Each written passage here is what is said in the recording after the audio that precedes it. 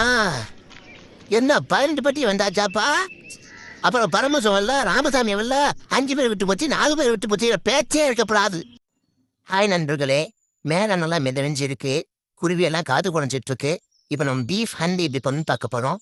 அதுக்கு முதல்ல வெங்காயத்தை எடுத்து பரபரன்னு கட் பண்ணிட்டு, அதுக்கப்புறம் ஒரு லெமனை கட் பண்ணிட்டு, ஒரு துண்டு இஞ்சி எடுத்து பொடியா நறுக்கி, ஒரு வெள்ளை பூண்டு எடுத்து மண்டை மேலே லொட்டுன்னு ஒரு தட்டு தட்டி அப்படியே நம்ம சமைக்க ஆரம்பிச்சிடலாங்க.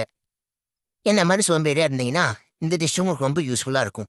தாளிக்கவும் வேணாம், வதக்கவும் வேணாம், நேராக சமைக்க போயிடலாம். நல்லா செவேல்னு பஞ்சு மாதிரி இருக்கிற பீஃப் எடுத்து ஒரு தட்டில் வச்சு, அதுக்கு மேலே அறலாமல் நம்ம ஐச்சாரல் மாதிரி பிழிஞ்சு விட்டு, தேவைக்கேற்ற மாதிரி உப்பு கொஞ்சம் உதறி விட்டு, நல்லா போட்டு பரட்டுன்னு தட்டி எடுக்கணுங்க. நல்லா உப்பு லெமனும் பீஃபில் நல்லா பிடிக்கணும். அந்த டேஸ்ட்டே வேறு மாதிரி இருக்குங்க. கொஞ்சம் வெயிட் பண்ணிக்கலாம். அதுக்கப்புறம் கொஞ்சம் மிளகா பொடி எடுத்து பரபரன்னு தூவி விட்டுட்டு, அதுக்கப்புறம் கொஞ்சம் மட்டன் மசாலா எடுத்து அதோட மண்டை மேலே கொட்டி விட்டுட்டு, கொஞ்சம் மல்லிப்பொடி எடுத்து மலைச்சாரல் மாதிரி பரபரன்னு தூவி விட்டுட்டு, கொஞ்சம் ஆயில் எடுத்து அலேக்கா ஊற்றி விட்டு, இது எல்லாத்தையும் சேர்த்து பீஃபை நல்லா மசாஜ் பண்ணி விடணுங்க. இதை மசாஜ் பண்ணிட்டு இருக்கும்போதே மசாலாவோட மனம் மூக்கோடையில் மூளைக்கு போய் சிக்னல் கொடுத்து, வாயில் ஒரு பக்கம் சொல்லி ஊற்ற, வயிற்றில் ஒரு பக்கம் பசியும் கிளப்பி விட்ருங்க. ஃபுல்லாக மசாலாவில் ஊறின இந்த பீஃபை பார்த்து கண்ணிலேயே கேமராமேன் சாப்பிட்டு போல அந்த அளவுக்கு சொல்லூத்திட்டு இருக்காருங்க. வெட்டி வச்ச வெங்காயத்தை வீணாகாமல் மேலே கொட்டி விட்டு, கொத்தி வச்ச கத்தி எடுத்து தக்காளியை சரக்குன்னு வெட்டி படக்குன்னு உள்ளே ஆட் பண்ணி விட்டுருவாங்க. வெங்காயத்தை போட்டதுக்கப்புறம் கோழி கழுத்து திருவுற மாதிரி அப்படியே கொத்தமல்லி காலை திருவி லோட்டுன்னு மேலே போட்டுருவாங்க. கருவேப்பிலை இருக்கிற இலையை மட்டும் உருவி அப்படியே பரபரன்னு போட்டு விட்டுருவாங்க. கடைசியை நறுக்கி வச்ச இஞ்சி எடுத்து கொட்டி திரும்பவும் மசாஜ் பண்ண ஆரம்பிச்சிடுறாங்க. வெங்காயம், தக்காளி, இஞ்சி, லெமனு எல்லாம் சேர்த்து போட்டு ஒரு பரட்டு எடுத்தோன்னு வச்சுக்கிண்டு வாசனை இன்னும் தூக்க ஆரம்பிச்சிடுங்க. இப்போ மசாலா செட் ஆகிற வரைக்கும் அப்படியே வெயிட் பண்ணிக்கலாங்க. அந்த கேப்பில் அடுப்பு தேவையான விறகெல்லாம் நம்ம செஃப் ரெடி பண்ண ஆரம்பிச்சிட்டாருங்க. வீட்டில் சமைச்சா வாசனை ஓட்ட கிடைச்சிடும்னு சொல்லிட்டு காட்டுக்குள்ளே சமைச்சுக்கிட்டு இருக்குங்க. பைத்தியமாக இருப்பானோ இவன், ஆனால் மண் சட்டி என்னென்ன கழுகிட்டு தான் அப்படின்னு யோசிச்சுக்காதீங்க. கொஞ்சம் ஊற்றி விட டேஸ்ட் நல்லா வருங்க. காத்திருந்து கண்ணே அவிஞ்சு போயிடுச்சுங்க. ஒரு வழியாக மணக்க நம்ம ரெடி பண்ணி வச்ச மசாலாவை எடுத்து மண் சட்டியில் கொட்ட ஆரம்பிச்சிட்டாங்க. மண் சட்டி சமையல்னாவே ஒரு தனி டேஸ்ட் தாங்க.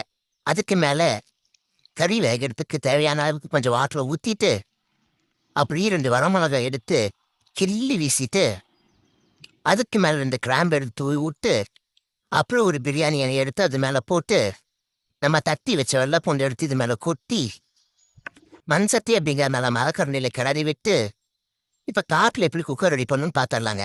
வீட்டிலேருந்து பிசைஞ்சு வச்ச மைதா மாவு வெட்டு வந்து சுற்றி பாரு போட்டுட்டோம்னா உள்ளே இருக்கிற ஆவி வெளில போகாமல் கமன்னு கறி வெட்ட முடிச்சுடுங்க.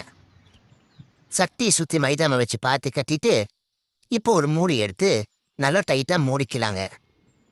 அப்படியே அந்த சட்டி அலைக்கா தூக்கி கதன்னு நெருப்பில் கடன்னு வச்சாச்சுங்க. மண் சட்டியில் கறி சமைச்சா அதில் டேஸ்ட்டே வேற லெவலில் இருக்குங்க. ஊட்டில் அடிக்கிற குளிருக்கு அடுப்புக்கிட்ட உட்காந்து எவ்வளோ ஆனந்தமாக இருக்கும் தெரியுமாங்க. அப்படியே கறி வேகிறத பார்த்துட்டே கையை காய்ச்சிட்டு உட்காந்துருந்தாங்க. மழை வேற அடிக்க ஆரம்பிச்சிருச்சு.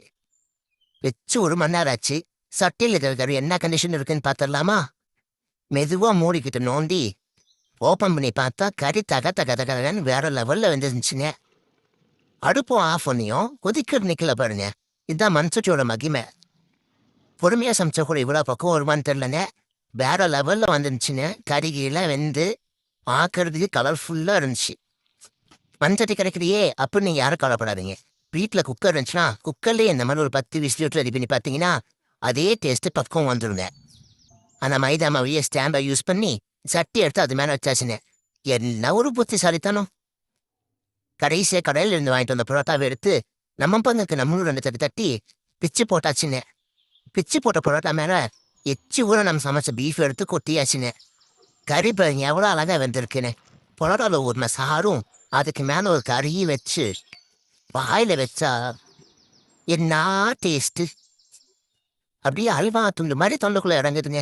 என்ன ருசி. நீங்களும் வீட்டை சமைச்சு பார்த்துட்டு எப்படி இருந்துச்சுன்னு சொல்லுங்கள். நன்றி.